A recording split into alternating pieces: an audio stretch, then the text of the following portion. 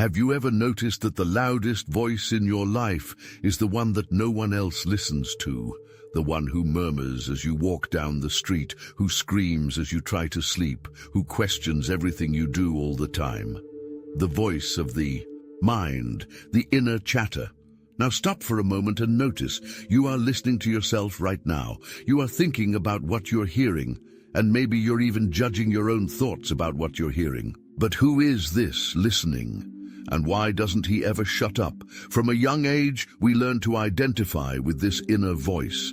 It tells us who we are, what we should do, what is right and wrong, what others think of us.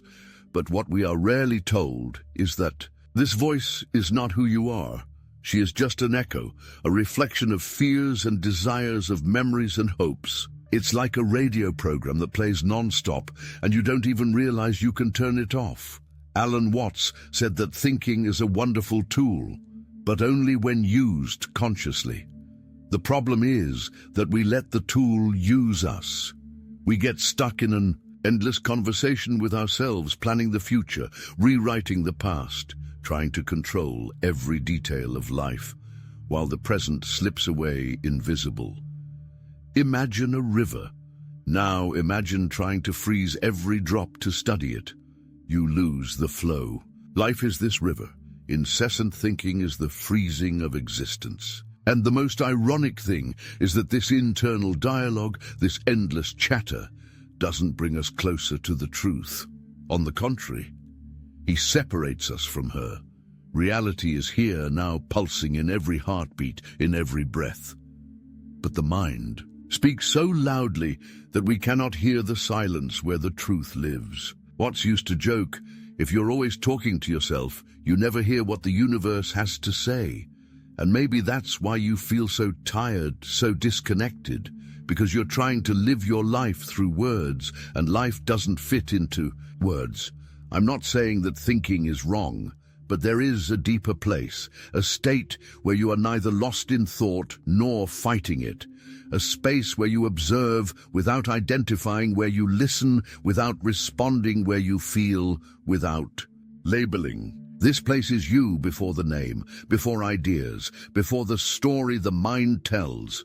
It's what you were as a child before you learned to talk to yourself. But how to silence the mind? Here is the great paradox. You cannot silence your mind with effort. Trying to stop thinking is just another thought. Silence is not something you conquer, but something you allow. It's like sleep. You don't force it, you relax until it comes. Likewise, stillness comes when you stop clinging to the need to control the mental flow. When you sit, breathe, observe, and let it all pass. Thoughts, sensations, memories, everything comes, everything goes. And you are the space where all this happens. Watts spoke of meditation not as a doing, but as a non-doing, not as another technique to improve the ego, but as the recognition that the ego is the illusion itself. You are not the one who speaks inside your head. You are the one who witnesses the speaker. You are not the storm, it is the sky that contains it. And when you realize this, something changes. Anxiety loses power because you are no longer trying to control every thought. Fear decreases because you stop believing in all the stories that the mind makes up. Loneliness dissolves because in silence you find totality again. So stop, not to run away, not to reject the mind, but to listen. Do her gently, like listening to a scared child. Listen until she gets tired of talking. And in the interval between one thought and another, you may feel something new, a silent presence, a clarity, a peace that does not depend on circumstances. That's the invitation. Stop talking to yourself and start listening to yourself. Not with words, but with the heart. Not with logic, but with presence. Not with answers, but with delivery. Continues. Let's continue the itinerary from the previous point, delving even deeper into the reflection. And perhaps as you allow yourself to sink into this silence, you will begin to notice a strange freedom emerging. A freedom that doesn't come from having control over everything, but from no longer needing to control. Because what is the mind chattering, if not the constant effort to grasp the ungraspable life, cannot be fully explained, planned, understood, and yet we try to put the ocean in a bucket. The mind wants to guarantee security, it wants to predict, it wants to structure. But real living slips through the fingers of this attempt at apprehension. Alan Watts liked to remember that life is like music. It has no ultimate purpose. You don't listen to a symphony to reach the last chord. You hear it because each note is an end in itself. This is also the case with existence. It is not going anywhere because it is already happening here and now. Mental chatter creates the illusion that we are always going somewhere better. When I have such a thing, when I resolve that, when I finally understand this. But that when never arrives because it is always based on an imagined absence. And then we continue talking to ourselves as if we could talk reality until it conforms to our desires. But what if the truth is exactly the opposite? What if the peace we seek lies in surrender, not effort? What if silence is not an empty absence but a full presence? When you stop talking to yourself, what's left is not nothing, it's everything. The bird song you never heard, the taste of the food you ate without noticing, the heat of the sun on the skin. Such simple things, but they become profound when the mind stops screaming. Watts also said that thought is like the reflection of the moon in water. Beautiful, yes, but it's not the moon. And you can spend your life trying to touch that reflection. But only when the water calms down do you see the real moon. Being silent is not being passive. It is becoming receptive. It's getting out of constant attack mode, against time, against others, against yourself. When you observe the world without the incessant filter of your mind, something magical happens. Things stop being things. They start to dance. The tree is no longer just a tree.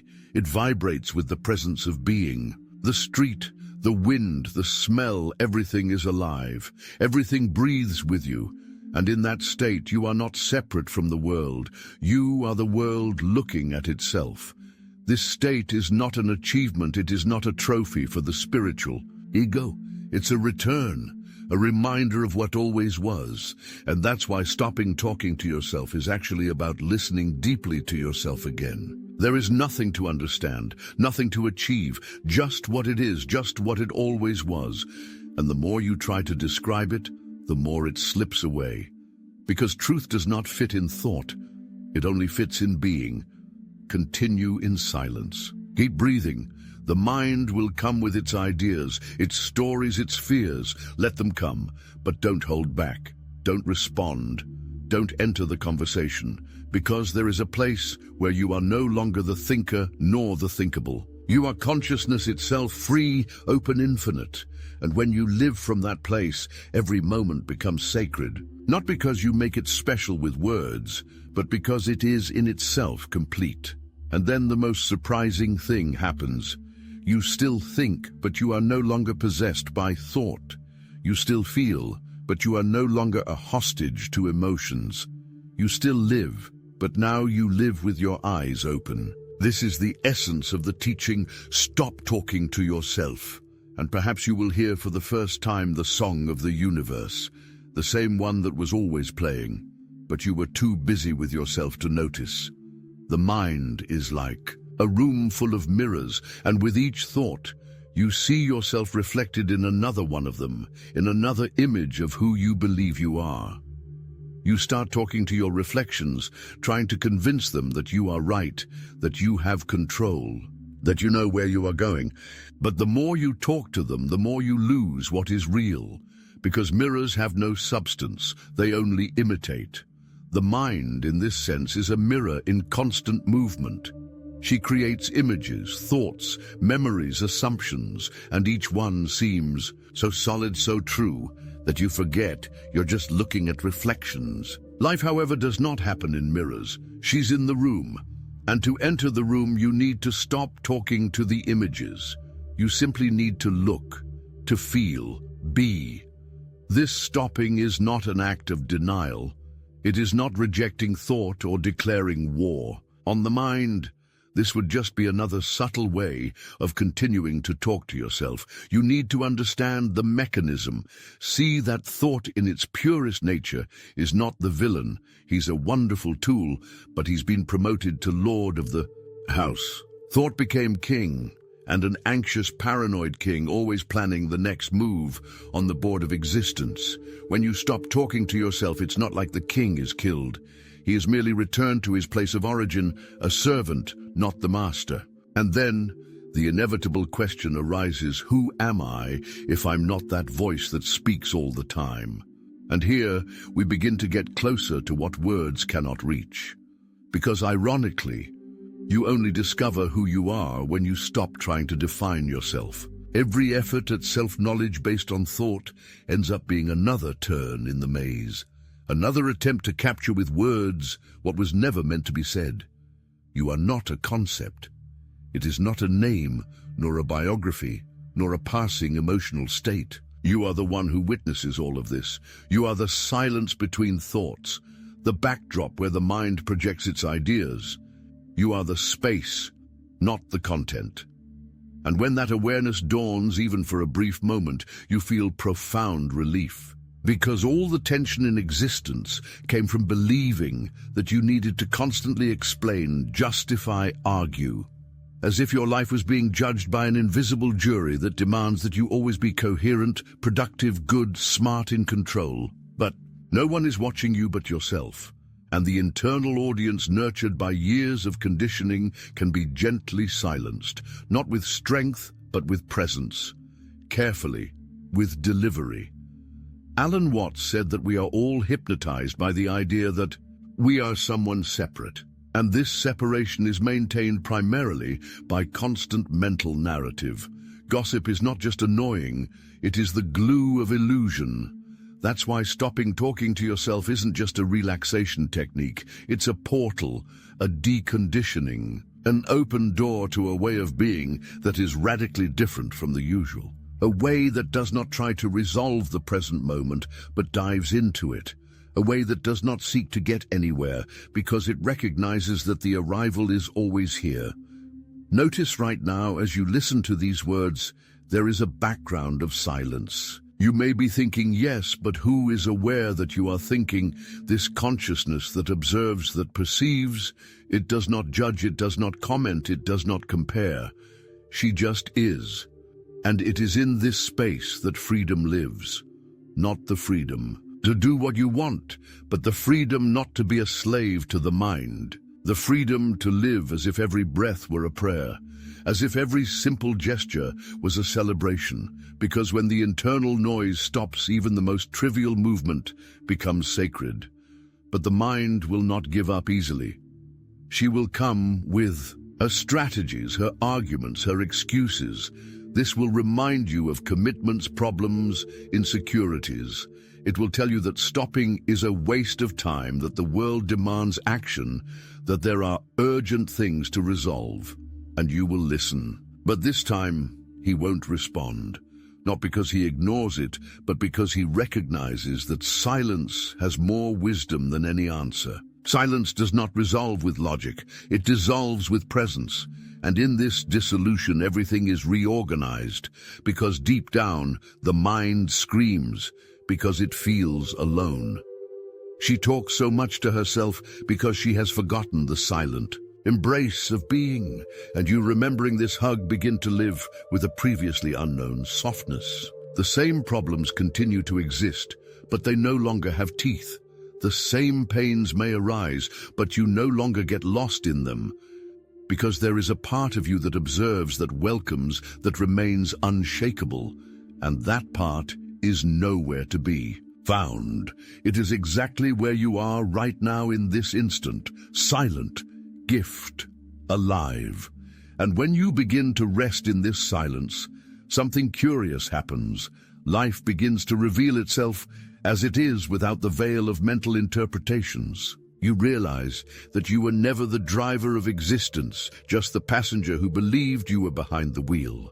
The mind, with its constant chatter, has always tried to construct a coherent, linear narrative, a story where you are the protagonist, who needs to overcome obstacles and reach a happy ending. But reality doesn't work like that. Reality is circular, fluid, unpredictable.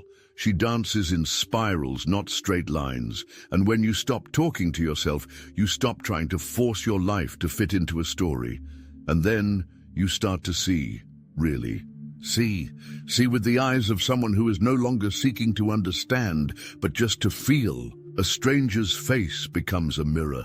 The noise of the wind stops being a noise and becomes a melody. The smell of coffee in the morning carries a depth that no analysis could ever capture. Because you have finally left your head and returned to your body, to your senses, to the now. You came home. The habit of talking to yourself creates a false sense of identity. And breathe that thinks about everything, that comments on everything, that evaluates, that judges, that projects. This I becomes the center of experience. Everything revolves around it. But when you silence, even for a few moments, that I dissolves. And what emerges is not a terrifying void, but a generous vastness. A presence that includes everything, but clings to nothing. And in that space, you discover something even deeper, that you don't have to be anyone. This is the great heresy for the ego, not needing to be anything. No need to prove value, justify existence, guarantee permanence. The ego survives from this constant conversation with itself, trying to validate its importance. But the truth is that life flows perfectly without this narrative. The birds sing, the trees grow, the sun rises and sets, all without thinking. Everything in total surrender to what is. Watt said that the universe is a divine game of hide and seek, where the whole hides within the parts and then reveals itself through them. And perhaps what prevents us from understanding this game is precisely the internal noise that doesn't let us see beyond ourselves. When you stop the internal dialogue, the division between you and the world begins to disappear. You stop being someone looking at something, and you become the vision itself. It stops being someone listening to a sound and becomes listening. This state of unity is not a philosophical concept. It is a direct experience. And to play it, you don't need elaborate techniques or complicated practices. Just stop, breathe, be. Because what you're looking for isn't far away. It's hidden behind the next word you don't say. Of course, this takes courage. Because stopping talking to yourself is also giving up control. And control is the crutch of the ego. But control is an illusion. You never controlled your breathing, your heartbeat, the growth of your cells, the emergence of your thoughts. All this happens by itself, spontaneously. So why insist on controlling what is already flowing perfectly? The mind speaks because it is afraid. But silence is the antidote to fear. In the silence, you realize there is nothing to fear. Because nothing is missing, and nothing is wrong. The mind thinks, but what if I forget something important? What if I lose my way? What if I sit still too much? But stop and observe, how many times has your mind saved you? And how many times did she sink you? How many decisions made in the midst of chatter have proven unnecessary, impulsive wrong? And how many times, by simply waiting, by breathing, by allowing, have things worked themselves out in a way you never would have predicted? This is not passivity. This is intelligence beyond thought. It's trusting that there is a wisdom in the flow of life itself, an order that only reveals itself when you stop trying to command it with words. And that confidence doesn't come from the mind, it comes from the heart. Not the romantic heart, but the silent center of being. That point inside you where nothing needs to be said to be understood, where everything is already clear before it is even named. When you rest in this place, the world stops being a battlefield and becomes a garden. The war stops, not because circumstances have changed, but because you have left the mental battlefield. You stopped fighting with yourself. And then, like a child who lets go of the toy and dives into the game you live, without needing to narrate. No need to explain, without needing to protect yourself from what you can't control. Life doesn't need a commentator, she just needs your presence. And when you offer this, everything transforms. Not because you did something, but because you finally stopped doing everything that separated you from now. And then silence is no longer an effort. It becomes natural, like the stillness of the morning before the sun rises. You don't look for it, you recognize it, because it was always there behind every word, patiently waiting for you to get tired of the noise. And when you surrender to that silence, something gently dissolves. There is no longer tension in sustaining an identity. There is no longer any urgency to respond mentally to each stimulus. You begin to discover a different flavor in the experience, a flavor of eternity present in every simple moment.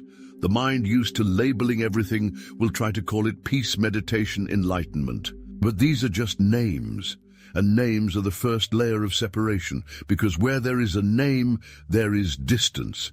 And what you are experiencing now has no distance, no separation. It is unity. It is pure presence. Alan Watts said that the problem with trying to define reality is that in doing so, you have already lost it, because reality cannot be contained by descriptions. It can only be lived, and living is an act of wholeness, something that is only possible when you are not fragmented between what you are and what you think about what you are. This fragmentation is what creates suffering. The internal conflict is not between you and the world, but between you and your interpretation of the world. You move away from reality by endlessly trying to describe it, and then you suffer. He suffers from not being where he thinks he should be.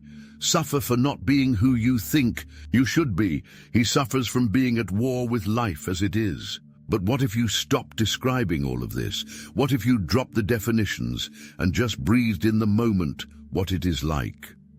Maybe, for the first time, you would find peace. Not the idealized peace, but the peace that just is, when you are. And this presence does not need any special attributes. It does not require you to be happy or inspired or spiritually uplifted. It only demands one thing, that you be here, fully, without dividing yourself between what you feel and what you think about what you feel, without wanting to change the moment, just be in the moment.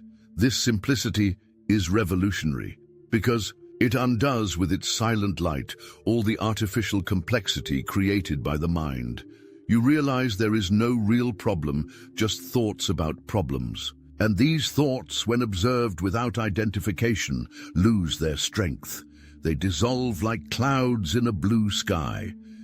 And then you realize that silence is not the absence of thought. It is the absence of attachment to thought. The mind may continue to function, but you are no longer clinging to it. You are no longer in the flow trying to swim against the current. You are on the bank watching the river go by. And in this silent observation, life reveals itself with a depth that thought could never reach. You see the beauty in the ordinary, see the divine in the trivial, see eternity in the instant. There is nothing left to look for, and that is freedom. The freedom not to do everything, but to not need anything. Of not depending on thoughts to feel alive, of not needing to explain yourself to feel real, because you already are. It always was, and it always will be. The entire mental story was just that, a story. A plot told to keep you distracted from the simple miracle of being alive. Watts used to say that life is like playing with the waves of the sea. You don't try to catch a wave and save it. You dance with her as she comes and release her as she passes. So are thoughts. They come, they dance, and they go. The problem is when you try to grab them, collect them, analyze them until they lose all their beauty. The beauty of life is in free movement, in non-attachment, in surrender to impermanence. And at this point in the journey, you no longer need to convince yourself of anything. You no longer need to repeat mental mantras, create positive affirmations, or protect yourself from negative thoughts. Because you have already seen that all thoughts are the same, they are all fleeting, and you are the space where they pass. You are the silence that precedes and follows them, and this silence cannot be disturbed, because he is not a fragile absence. He is an indestructible presence. When you stop talking to yourself, you start listening with a different quality. You hear the world people yourself without the layer of interpretations. You start to see without wanting to control, begin to exist without the weight of self-image. And then everything becomes lighter. Even suffering changes color. He does not disappear, but he ceases to be an enemy. He becomes part of the flow. A wave to be felt, not fought. And perhaps in that deep silence you will discover something that cannot be taught, something that can only be experienced. A reminder of who you really are behind all the words. And that memory, once felt, transforms everything, not because it changes the world, but because it changes the way you look at it. And when you change your perspective, the whole world changes. Not because it magically transforms before your eyes, but because your eyes stop filtering everything through the discursive mind. You no longer see things as good or bad, right or wrong, useful or useless. You simply see, and in this pure seeing without the veil of judgments, each moment gains a disarming clarity. It's as if the universe was always whispering your truth, but you were too busy commenting on the whisper, so you never listened. When the internal dialogue stops, what is left is an open field, a vast silence where anything can happen and where nothing needs to happen. You are no longer trying to control events nor looking for a hidden purpose behind each situation. You begin to trust that the meaning of life is not in an end line, but in living itself. As Watts said, it's like dancing. The point of dancing is not to get somewhere, but to feel the movement. The mind, however, always tries to turn everything into a means to an end. And because of that, she gets tired, frustrated, lost. But true life, the life that pulses here and now, has no end. She is the medium itself. In this state of attentive silence, you begin to realize that everything you were looking for outside is already inside. Wholeness, connection, peace, freedom. All of these are not achievements but discoveries. They are not creations but revelations. And they reveal themselves when you stop describing yourself, because all self-description, however refined, is still a prison. When you say, "I am like this," you close yourself off. But when you just are without needing to name it, you open yourself to infinity. You become like the sky, which does not try to be blue, nor does it strive to contain the clouds. He just is, and therefore anything can happen within it. And this being is not something distant nor mystical. He is present in every unpretentious gesture. It's when you drink water, when you feel the wind on your face, when you hear someone speak without already thinking about the answer. It's in the space between two thoughts, in the moment before the word appeared. In this subtle interval lives its essence. And she doesn't need adjectives. It doesn't need to be compared. It doesn't need to be improved. She just is. It's curious how the simple act of stopping talking to yourself returns us to something so profound, because the mind has trained us to think that depth lies in complexity, in analysis, in elevated thinking. But the simplest truth is also the most profound you are, and that alone is enough. You don't need to prove yourself. You don't need to justify yourself. You don't need to remember who you are. You just need to forget everything you're not. Silence is not a state of passivity, but of radical presence. It is active, vibrant, powerful. It contains everything without clinging to anything. And in this containment, you discover a new way of relating to the world. You are no longer trying to get something out of experiences. You are simply encountering them. You don't talk about the moment. You are the moment. And this turns even the most banal gestures into offerings. Because when you are fully present, There is nothing banal. Everything is life. Everything is art. Everything is sacred. And in that state you start laughing at how seriously he took himself, laughing at the rush, the anxiety, the expectations, not because they were ridiculous, but because you now see that they were unnecessary. What seemed urgent now seems light. What seemed vital now seems like just another wave. You allow yourself to laugh at the mind, not with contempt, but with affection, as if looking at a child who spent too much time trying to solve an impossible puzzle. And when you laugh, you free yourself. Watt said that the ego is a trick, a game we play with ourselves without realizing it, a character that the mind created to narrate life as if it were a movie. But life is not a movie. And you are not the character. You are the screen, the space where everything happens. And the more you talk to yourself, the more you identify with the character. But when you mute, the screen reveals itself. And then you discover that you are not just watching life. You are life itself, watching itself. You can live for many years without realizing this. You can search, study, pilgrimage, but all this is just the dance of the mind. True awakening requires no distance, no effort, no time. It just requires a break, a gentle giving up of trying to control, an act of surrender so profound that it dissolves all questions. Because in that silence, there is no longer a need to understand. There is only the clarity of being. And being there, my friend, is the greatest gift you can offer the world. And when you simply are, the world stops being something to be conquered, overcome, dominated. It becomes a natural extension of your being. You walk not to get there, but to feel your feet touching the ground. You listen not to respond, but to merge with the sound. You observe not to judge, but to dissolve into what you see. Everything becomes a dance where there is no separation between dancer and dance, between subject and object, between you and the now. This change is so subtle that the mind doesn't know what to do with it. She cannot capture it, nor store it, nor explain it to others, because it's not an experience like the others. It is not a moment of ecstasy that comes and goes. It is a state of being that does not depend on emotional states or external circumstances. It is a continuous, serene, silent recognition that you are already everything you were looking for. The search is over, not because you found something, but because you saw that you had never lost anything. When you stop talking to yourself, you stop trying to convince yourself that you need to be something more.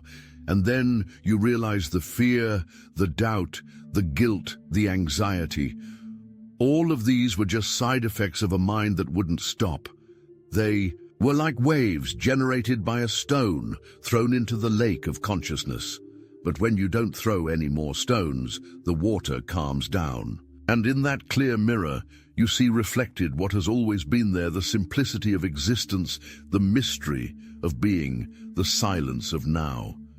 And with that comes deep compassion, because you realize that all beings are at some level trapped in the same mental prison. Everyone talks to themselves non-stop. Everyone lives acting out roles, repeating narratives, looking for a salvation that is already here. And this perception does not generate superiority. It generates tenderness. You look at others and see yourself. He sees the same game, the same pain, the same desire for peace. And by seeing him without judgment, you set him free. Because by seeing others as they are, without demanding that they be different, you offer them the greatest gift, presence. From here, life takes on a new flavor. There is no more rush. There is no more rigidity. You can still plan, dream, act, but none of it is born out of fear or the need for validation. It is born from silence, from the inner space where there is no conflict. And everything that is born from this space carries the mark of harmony. You work more fluidly, love more lightly, live more intensely, because now you are whole.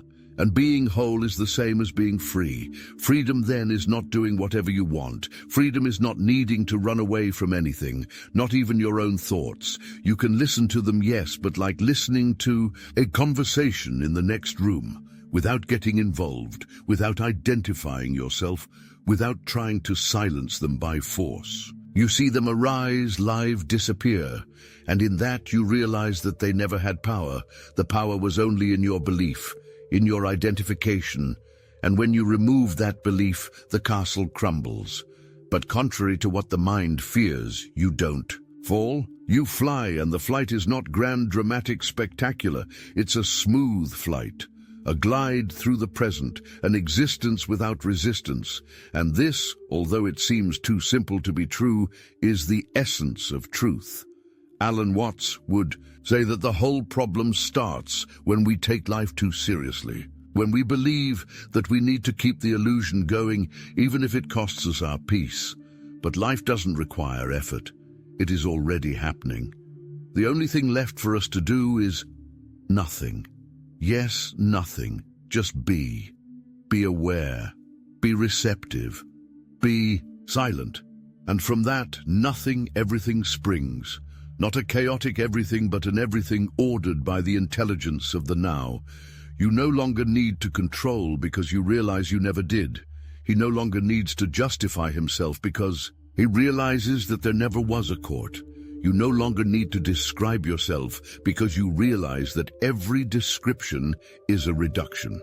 And you are not a reduction. You are infinity dressed in human form. And by accepting this without words, without effort, without resistance, you finally rest. Not as someone who shuts down, but as someone who wakes up. The deep tiredness you felt didn't come from your body, but from your mind, from the constant fight against what is, from the incessant need to be someone. But now you don't have to be anyone. And to be nobody is to be everything, because only when you empty yourself of the inner voice, the entire universe finds space to whisper within you. And when the universe whispers inside you, it doesn't bring words. It brings sensations, it brings intuitions, it brings a wisdom that is not constructed but recognized. A wisdom that has always been there, sleeping beneath the noise. And now, without the constant self-talk, without the endless self-analysis, without the need to know, you open up. And what enters is not new knowledge, but an old friend you had forgotten, pure consciousness. The presence without an owner, the nameless being. You begin to notice that life is always revealing itself, moment after moment, without needing you to explain it. The flower blooms even if no one sees it. The wind blows even if no one describes it. The heart beats even if you don't think about it. Everything is already happening. The mind, when trying to describe, only arrives later. It is always a reflection, always a reaction. And now that you see this clearly, the mind is no longer your prison. It becomes a tool, useful, practical, but never sovereign. And then you walk through this world with a new look, or rather, with an old primordial clean look. You look like you did when you were a kid before you learned how to talk all the time. You perceive the grandeur of a fallen leaf, the mystery of a look, the eternity contained in the most ordinary instant. Everything is new, and nothing needs to be explained. You live with the eyes of your heart, and the heart doesn't need narratives to love. It just pulses, he just feels, he just is. Alan Watts warned us the greatest obstacle to wisdom is excess wisdom. It's thinking too much about life instead of living it. It's talking to yourself so much that you don't hear what existence has to say. And now, by silencing, you listen. Listen with your body, with your skin, with your soul. Listen to what cannot be said. Listen to the silence. And understand that this silence is not empty. It is fullness. It's home. It's what you've always been. So the next time you feel your mind racing, your internal dialogue speeding up, just smile. Don't fight, don't run away. Just remember, you don't have to talk to yourself all the time. You can just be. Simply live. Just be. If this reflection has touched you in any way, take a deep breath and take this silence with you. And if you want more people to awaken to this powerful simplicity, like the video, share it with whoever needs to hear it, and subscribe to the channel. Activate the bell to receive more content that goes beyond words. And remember, sometimes all you need is to stop talking to yourself. Until next time.